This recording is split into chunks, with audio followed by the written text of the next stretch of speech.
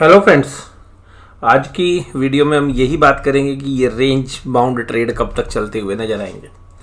जैसा कल हमने आपके साथ चर्चा की थी कि बाजार अभी रेंज के अंदर फंसा हुआ है और आज भी रेंज के बॉटम से ही बाजार ने पुल बैक लेने की कोशिश की। निफ्टी की बात करें तो देखिएगा, निफ्टी जैसे ही 800 या 700 के आसपास पहुंचता है तो आज तो 886 से ही बाउंस बैक करता हुआ नजर आया और दम था आज रिलायंस में और एचडीएफसी ग्रुप के दोनों शेयर्स।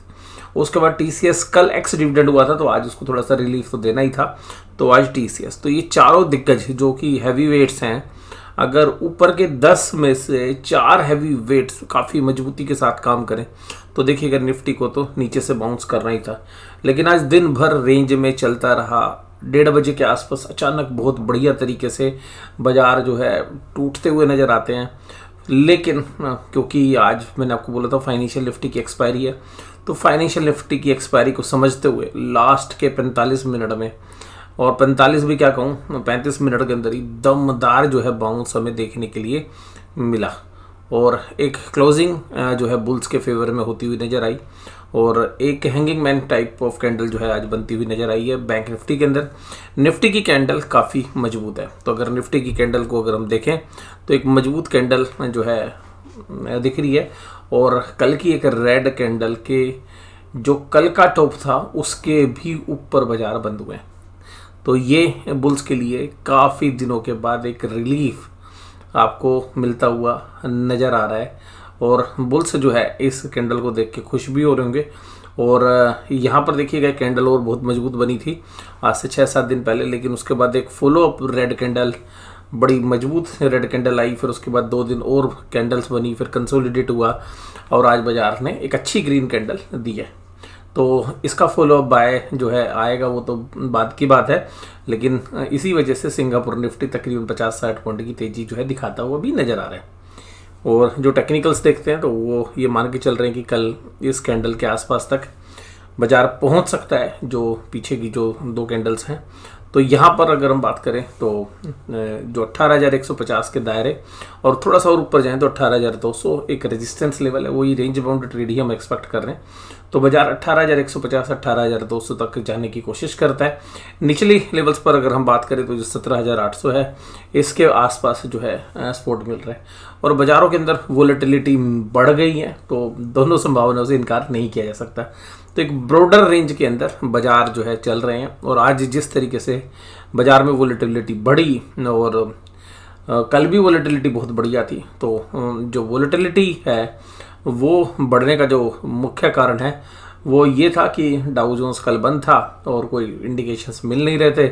बाकी बाज़ारों में भी देखिएगा बहुत अच्छी तेज़ी हो चुकी थी, चाहे चाइना की बात करें, चाहे यूएस की बात करें, बाकी एशियन मार्केट्स की बात करें तो आज एशियन मार्केट ज़्यादा अच्छा नहीं कर रहे थे, लेकिन इंडिया ने लास्ट के अंदर 35 से 45 मिनट के अंदर एक अच्छी रिकवरी जो है दी है और उसमें हो सकता है फाइनेंशियल निफ्टी का भी बहुत इंपॉर्टेंट रोल हो, क्योंकि फाइनेंशियल निफ्टी के 2 दिग्गज एचडीएफसी बैंक और एचडीएफसी लिमिटेड जो है लीड कर रहे थे। इसके अलावा रिलायंस में भी तेजी थी, लेकिन रिलायंस अभी भी 2500 के नीचे ही ट्रेड कर रहा है। एलएनटी और एचयूएल भी इसके अलावा काफ़ी अच्छी तेज थे और सुबह तो देखिएगा खाली एचयूएल ही दम दिखा रहा था, लेकिन शाम होते होते बाकी शेयर्स ने भी जो है ज़्यादा दम दिखाने की चेष्टा की। आज एसबीआई के अंदर 600 के नीचे ट्रेड होते हुए नजर आए। बजाज फाइनेंस और बजाज फिनसर्व अभी भी संभलते हुए नजर नहीं आ रहे, हालांकि आज बॉटम से एक अच्छा बाउंस उन्होंने किया। इसके अलावा इंडसइंड बैंक भी कमजोर था और टाटा स्टील लगातार चाइना की खबरों की वजह से या मेटल पैक में तेजी की वजह से अच्छा कर रहा था, लेकिन आज थोड़ा सा साइडवेज था।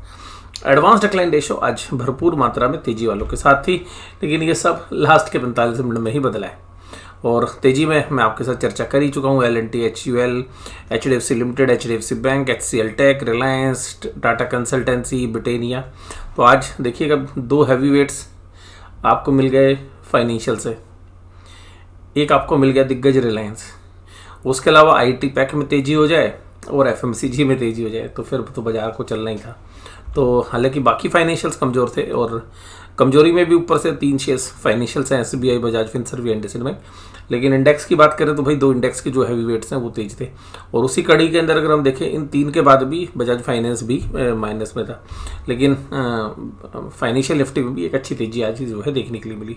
हालांकि निफ्टी में उतनी तेजी नहीं थी, निफ्टी 0.16% की तेजी के साथ ही काम करता रहा और एक रेंज बाउंड ट्रेड ही आज भी हमें देखने के लिए मिली। बाजार दिन भर गिरते रहे और एक बार तो ऐसा लगा कि भाई ये 861 पे आया है और ये यहाँ से बार बार बाउंस लेता है, तो इस बार भी बाउंस लेगा या नहीं लेगा ये थोड़ा देर देखने की बात थी, लेकिन वहाँ से बाजार ने फिर हर बार की तरह बाउंस लेते हुए नजर आए। तो ये 41,700 से 850 का दायरा ये काफ़ी मजबूत है, और तब भी जब 41,700 या 800 कभी भी आपको टूटता हुआ नजर आए, ध्यान रखिएगा 300-400 पॉइंट का फॉल आएगा तभी तुरंत और with in half an hours में।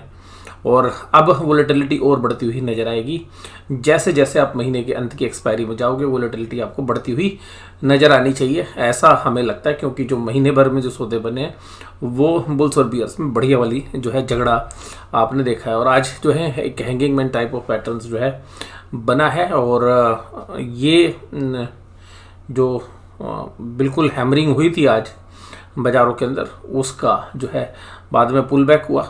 हालांकि जो at the end of the day आपको बाज़ार के अंदर जो ओपनिंग प्राइस उससे नीचे ही बैंक निफ्टी ने क्लोजिंग दी है, हालांकि वो फ्लैट थी, तो वो आपको एक जो पैटर्न दिख रहा है वो आपको एक hanging man type of pattern जो है नज़र आ रहा है।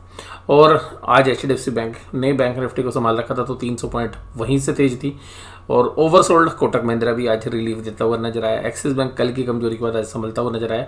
आज मेजर जो अट्रैक्शन था वो था 600 के नीचे लगातार SBI जो है दिन भर काम करता रहा और 592 पर क्लोजिंग दी, और 208 पॉइंट की कमजोरी बैंक निफ्टी में उसी की बदौलत हुई।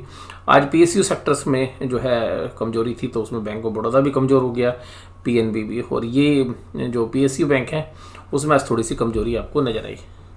और इसके अलावा जो इंडियन बैंक है उसके भी रिजल्ट, हालांकि वो सिंगापुर बैंक निफ्टी में है नहीं, लेकिन वहाँ पर भी 4% के आसपास की कमजोरी थी। और बैंक ऑफ इंडिया की मैं बात कर रहा हूँ।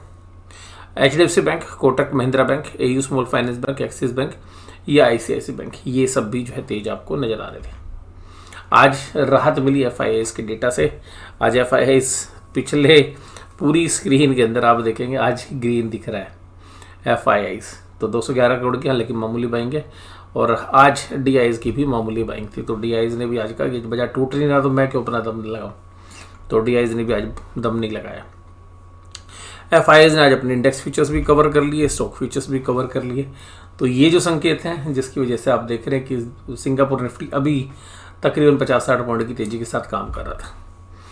करंट मार्केट के अंदर अगर हम बात करें तो जो आज बाजार ने रिकवरी दी उससे पुट कॉल रेशो बहुत अच्छे से इंप्रूव हुई लास्ट के आधे घंटे में, और बैंक निफ्टी में जो पुट राइटर कल तक डरे हुए थे, आज पुट राइटर बड़े एग्रेसिवली पुट लिखते हुए नजर आए।